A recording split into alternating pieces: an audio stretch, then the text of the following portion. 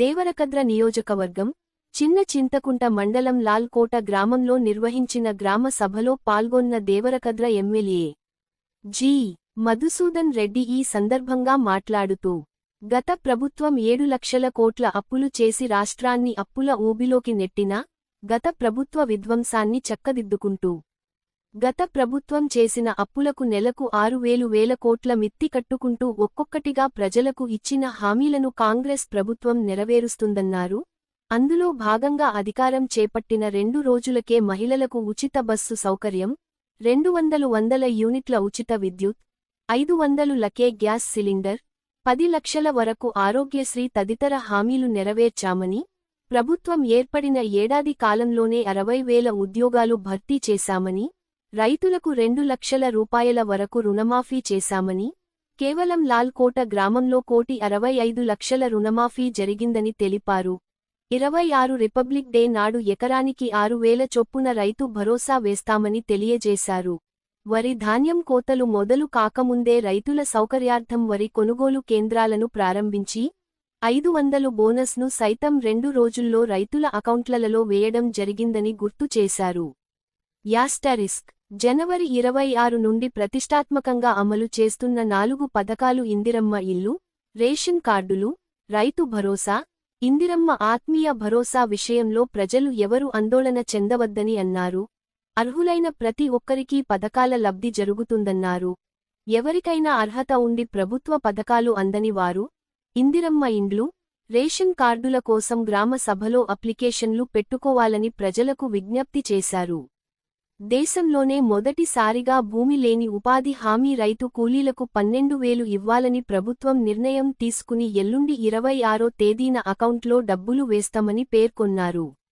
అంతేకాక గత 10 ఏళ్లలో బీఆర్ఎస్ ప్రభుత్వం అధికారంలో ఉండి చేయలేని పనులు దేవరకద్ర నియోజకవర్గంలో డిగ్రీ కాలేజ్, కోర్ట్, 100 పడకల ఆస్పత్రి, దేవరకద్ర మున్సిపాలిటీగా చేయడం, చిన్న చింతకుంట మండల కేంద్రంలో ఇంటర్ కాలేజ్ తదితర హామీలను ప్రభుత్వం ఏర్పడ సంవత్సర కాలంలో పాలమూరు ముద్దుబిడ్డ ముఖ్యమంత్రి రేవంత్ రెడ్డి నాయకత్వంలో పూర్తి చేశామని, చిన్న చింతకుంట మండలం ధమగ్నాపూర్ గ్రామంలో ఇంటర్నేషనల్ స్కూల్ ఏర్పాటు చేసుకోవడం జరిగిందని, కురుమూర్తి దేవస్థానం వద్ద 110 కోట్లతో ఎలివేటెడ్ కారిడార్తో కూడిన ఘాట్ రోడ్డు నిర్మాణానికి శంకుస్థాపన చేసుకోవడం జరిగిందని, మీ అందరి ఆశీర్వాదాలు ముఖ్యమంత్రిపై, తనపై ఉండాలని కోరిన ఎమ్మెల్యే జిఎంఆర్. అనంతరం గ్రామంలో హెల్త్ సబ్ సెంటర్, గ్రామ పంచాయతీ నూతన భవనాలను ప్రారంభించిన ఎమ్మెల్యే జిఎంఆర్.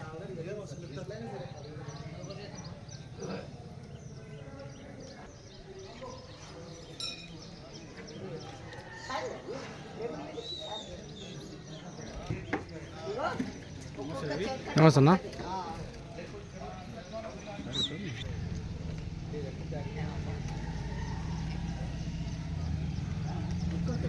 గత 10 సంవత్సరాలుగా ఒక్క రేషన్ కార్డు కొత్తగా అయ్యలే. అది మీకు అందరికీ కూడా తెలుసు. కనీసం మా ఇంటికి పెళ్లి చేసుకుని కోడలు వస్తే ఆ కోడల పేరు కూడా రేషన్ కార్డులో ఎక్కలే. కానీ ఈరోజు మనం మీకు పాటిస్తా ఉన్నాం. ఈరోజు కొందరి ఆల్రెడీ మీ సేవలో దరఖాస్తు పెట్టుకునే వాళ్ళయి మన కులగణన సర్వే చేసినప్పుడు కొందరు పేర్లు ఎవరైతే రేషన్ కార్డు లేవని చెప్పినో వాళ్ళ పేర్లు పరిగణలోకి తీసుకోవడం జరిగింది. ఈ రోజు కూడా మీకు దరఖాస్తులు ఇప్పుడు ఈ గ్రామ సభలో దరఖాస్తులు మీకు అందిస్తారు. దరఖాస్తు ఫారాలు తీసుకుని మీకు ఎవరికైతే రేషన్ కార్డు లేదో మీ ఫ్యామిలీ మెంబర్స్ అంటే మీ కుటుంబ సభ్యుల వివరాలు ఆ దరఖాస్తులో పొందుపరిచి ఆ దరఖాస్తు ఇక్కడ అధికారులకు ఇస్తే ఖచ్చితంగా తొందరలోనే వాళ్ళకు కూడా ఇది దరఖాస్తు ఈ దరఖాస్తు ఇక్కడ ఉంటది. ఈ దరఖాస్తు ద్వారా మీరు రేషన్ కార్డు లేని వాళ్ళు, కొత్తగా రాని వాళ్ళు, అదేవిధంగా పేర్లు మీ కుటుంబంలో రేషన్ కార్డు ఉండి మీ పేర్లు ఎవరైతే మీ ఇంటికి వచ్చిన కోడల పేరు ఎవరైతే ఒకవేళ ఆ కుటుంబ సభ్యులతో పాటు లేకపోతే మీరు దరఖాస్తు ఇవ్వండి.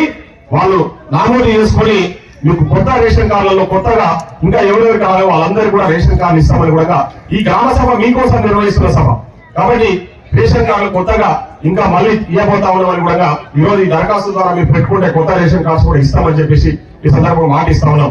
అదేవిధంగా ఇందిరమ్మ ఆత్మీయ భరోసా ఈరోజు భూములు ఉన్నలకు రైతు భరోసా ఇస్తున్నారు. భూములు ఏదైనా పరిస్థితి ఏందని చెప్పి చాలా మంది అడుగుతున్నారు. వాళ్ళ కోసం అని చెప్పేసి ఈరోజు మనం ఇందిరమ్మ ఆత్మీయ భరోసా పథకం ద్వారా ఉపాధి హామీ కూలీ ఎవరైతే భూమి లేని వాళ్ళు ఉంటారో ఉపాధి హామీ కూలీలు జాబ్ కార్డు వాళ్ళకు ఈ ఇందిరమ్మ ఆత్మీయ భరోసా పథకాన్ని సంవత్సరానికి వాళ్ళ అకౌంట్ లో 12,000 రూపాయలు ఇవ్వాలని చెప్పి ప్రభుత్వం నిర్ణయం తీసుకొని ఈ పథకాన్ని కూడా రేపు 26వ తారీఖు నుంచి అమలు చేయబోతా ఉన్నామని చెప్పేసి ఈ సందర్భంగా గుర్తు చేసి ఈ ప్రజా ప్రభుత్వాన్ని ఈ రాష్ట్రంలో అధికారంలోకి తీసుకురావడం జరిగింది.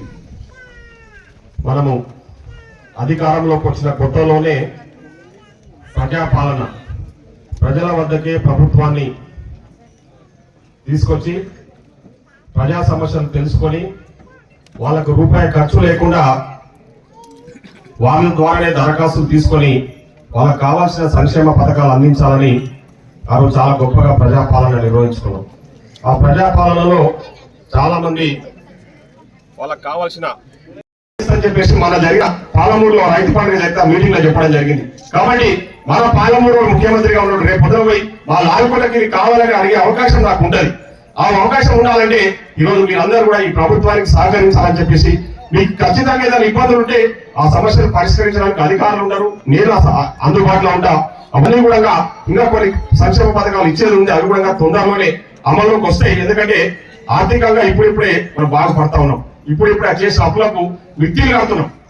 ఎక్కడ లేని మిత్తి, నెలకు 6,000 కోట్లు మిత్తిలు కట్టాల్సిన పరిస్థితి ఏర్పడుతుంది వాళ్ళు చేసిన అప్పులు.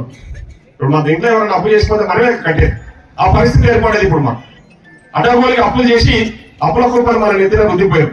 ఆ అప్పులకు మిత్తిలు కట్టడానికి సగం పైసలు సరిపోతున్నాయి. అయినా కూడా ప్రజలకు ఇచ్చిన మాట నిలబెట్టుకోవాలని ఈరోజు ఈ ప్రజా ప్రభుత్వం ప్రయత్నం చేస్తా ఉంది. దాంట్లో భాగంగా మేము ముందుకు పోతా ఉన్నాం. ఈ గ్రామ సభలు నిర్వహిస్తా ఉన్నాం. ఈ గ్రామ సభను సద్వినియోగం చేసుకుని మీరందరూ కూడా ఎవరికైతే రేషన్ కార్డులు లేని వాళ్ళు, ఇంకా రాని వాళ్ళు ఎవరైనా ఉంటే దరఖాస్తు చేసుకుని నేను మాటిస్తున్నా, మీకు రేషన్ కార్డులు, కొత్త రేషన్ కార్డులు ఇప్పించే బాధ్యత నాదని చెప్పేసి ఈ సందర్భంగా నేను మాటిస్తా ఉన్నా. పని చేసిన భూమి లేని వ్యవసాయ కూలీ కుటుంబానికి ఈ ఆర్థిక సాయం అందించబడుతుంది. పనుదారుల నుండి దరఖాస్తులు స్వీకరించి వారిని కూడా ఇందిరమ్మ ఆత్మీయ భరోసా పథకంలో చేర్చడం జరుగుతుంది. దీంట్లో 68 మందిని గుర్తించడం జరిగింది. రెండవ కార్యక్రమం రైతు భరోసా. మరి దీంట్లో వ్యవసాయ అభివృద్ధి మరియు రైతు సంక్షేమమే మన ప్రభుత్వం మొదటి ప్రాధాన్యత అంశం. అందులో భాగంగా రైతు భరోసా సహాయాన్ని ప్రతి సంవత్సరం ఎకరాకు 12,000 రూపాయలు పెంచడం జరిగింది. వ్యవసాయ ఆమోద యోగ్యమైన అన్ని భూములకు ఈ సహాయాన్ని ఈ నెల 26వ తేదీ నుండి అందించడానికి నిర్ణయించడమైంది. వ్యవసాయ యోగ్యం గాని భూములకు ఈ సహాయం వర్తించదు. మన గ్రామంలో ఉన్న రైతులందరూ ఈ పంట కానీ ఈరోజు వచ్చిన అధికారంలోకి వచ్చిన 1 సంవత్సరం లోపే ఈరోజు ఇవన్నీ కూడా చెప్తా ఉన్నాం.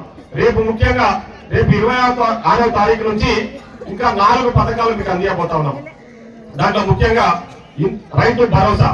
రైతు భరోసా కూడా ఈరోజు పండించిన పంటకు ఎకరాకు 12,000 రూపాయలు సంవత్సరానికి ఇవ్వాలని ప్రభుత్వం నిర్ణయం తీసుకొని ఈరోజు దాదాపు మన గ్రామంలో ఇక్కడ 803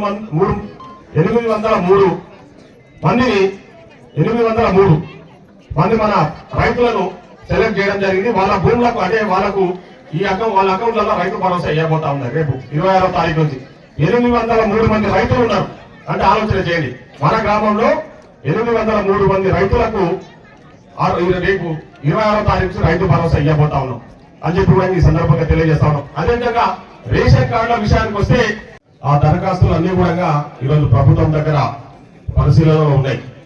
సో ఈరోజు ఇంకా వాళ్లకు మనం ఇచ్చిన గ్యారంటీలు అన్ని కూడా అందియాలి, మనం ఇచ్చిన మాట నిలబెట్టుకోవాలన్న ఆలోచనతోన ఈరోజు మన గౌరవ ముఖ్యమంత్రి మన పాలమూరు ముద్దుబిడ్డ రేపు 26వ తారీఖు నుంచి 4 పథకాలను అమలు చేయబోతా ఉన్నాం. కాబట్టి ఆ 4 పథకాలకు సంబంధించి ప్రజల వద్దకే పాలన తీసుకెళ్లి అంటే అధికారులను తీసుకెళ్లి గ్రామ సభలు నిర్వహించి ఆ గ్రామ సభల ద్వారా లబ్ధిదారుల ఎంపిక జరగాలని చెప్పేసి ఈరోజు నిర్ణయం తీసుకోవడం వల్ల ఈ గ్రామ సభలు నిర్వహిస్తా ఉన్నాం.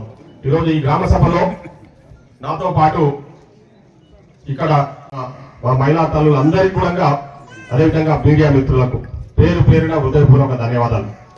ఈరోజు ఏదో రాజకీయ కార్యక్రమం కాదు. ఈరోజు ప్రభుత్వం మీ వద్దకే వచ్చి మీకు అందిస్తున్న సంక్షేమ పథకాల గురించి మీకు తెలియజేయాలి. ఈ సంక్షేమ పథకాలు ఎవరికైతే అందకపోతే వాళ్ళకు మళ్ళా వాళ్ళ ద్వారా దరఖాస్తు తీసుకొని వాళ్ళకు మళ్ళీ ఈ సంక్షేమ పథకాలు అందించాలని చెప్పేసి ఈరోజు ఈ గ్రామ సభ నిర్వహిస్తా ఉన్నాం. ఈ గ్రామ సభ ఎంతో ప్రతిష్టాత్మకంగా నేను వస్తా ఉంటే కొన్ని ఊర్లను చూసుకుంటూ వస్తా ఉన్నాం. ఒక పండగ వాతావరణం లాగా ఎక్కడ చూసినా ప్రజలు పెద్ద ఎత్తున ఈ గ్రామ సభలలో పాల్గొంటా ఉన్నారు. ఈరోజు అధికారులు కూడా దీన్ని చాలా ప్రతిష్టాత్మకంగా తీసుకొని ఈ గ్రామ సభలు నిర్వహిస్తా ఉన్నారు. ఇప్పుడే ఇక్కడికి కలెక్టర్ గారు కూడా ఈ కార్యక్రమంలో పాల్గొనడానికి రావాల్సి ఉండే, కానీ ఎమర్జెన్సీ చీఫ్ సెక్రటరీ గారి నుంచి ఫోన్ వస్తే మళ్ళీ మామూలు వాపస్ పోవడం జరిగింది. ముఖ్యంగా ఈ గ్రామ సభలో పాల్గొనడానికి మన ఇన్ఛార్జ్ మినిస్టర్ శ్రీ దామోదర్ రాజలక్ష్మి గారు కూడా ఇక్కడికి రావాల్సి ఉండే, కానీ ఈరోజు ఢిల్లీలో ఆయనకు అర్జెంట్ మీటింగ్ ఉండడం వల్ల ఆ ప్రోగ్రాం వాయిదా వేయడం జరిగింది. అయినా కూడా మన షెడ్యూల్ ప్రకారం ఈ గ్రామ సభ నిర్వహిస్తా ఉన్నాం. ముఖ్యంగా ఈ గ్రామ సభ ముఖ్య ఉద్దేశం ఈరోజు మనము అధికారంలోకి వచ్చిన తర్వాత ఆ పథకాలను కూడా అందిస్తాం. ఎందుకంటే ఈరోజు అప్పులు చేసిన ఏం చేస్తారు, మనం ఇంట్లో ₹1,00,000 అప్పు తెచ్చుకుంటే ఇంట్లో బిడ్డ పెళ్ళో లేకపోతే వాళ్ళ దగ్గర భూమా కొనుక్కుంటాం. కానీ గతంలో కారకుర్తలు అప్పులు చేసి ఏం చేశారంటే వాళ్ళు తీసుకుపోయి ఆ కాళేశ్వరంలో గాలబెట్టి ఆ కాళేశ్వరం కూలిపోయింది. ఇప్పుడు ₹1,50,000 తీసుకుపోయి కాళేశ్వరంలో గాలబెడితే ఆ కాళేశ్వరం ఉత్తరాయణ కూలిపోయింది. దానివల్ల రూపాయి లాభం వస్తుంది. ఆ పైసలన్నీ మనందరికీ ఇక్కడ పథకాలు అందించింటే, మన పిల్లలకు ఉద్యోగాలు ఇచ్చింటే మనందరం కూడా బాగుపడుతుండే. ఈరోజు రాష్ట్రం మనం తెలంగాణ ఏర్పడినప్పుడు మన మిగులు బకెట్ ఉన్న రాష్ట్రం ఈరోజు ఇంత పెద్ద అప్పులు అయినంటే దానికి కారణం కారకుర్తలు. ఈరోజు పిల్లలకి మనం అప్పులు చేసి ఉద్యోగాలు ఇచ్చినట్టే అది కూడా లేదు. కానీ ఈరోజు మనం అధికారంలోకి వచ్చినాక 60,000 ఉద్యోగాలు ఇచ్చినాం ఈ సంవత్సర కాలంలో. మాట ఇచ్చిన ప్రకారం గవర్నమెంట్ ఉద్యోగాలు 60,000 ఉద్యోగాలు ఇచ్చినాం. పంతులు మన ఊరు స్కూళ్ళలో పంతులు పనిచేయక లేకుండే, చాలా ఊర్లలో స్కూళ్ళలో పంతులు లేకపోతే ఈ 60,000లో దాదాపు 11,006 మంది టీచర్ల నియామకం చేయడం జరిగింది మన ప్రభుత్వం, మన ప్రజా ప్రభుత్వంలో. ఇంకా ఎన్నో సంక్షేమ పథకాలు తీసుకురాబోతా ఉన్నాం.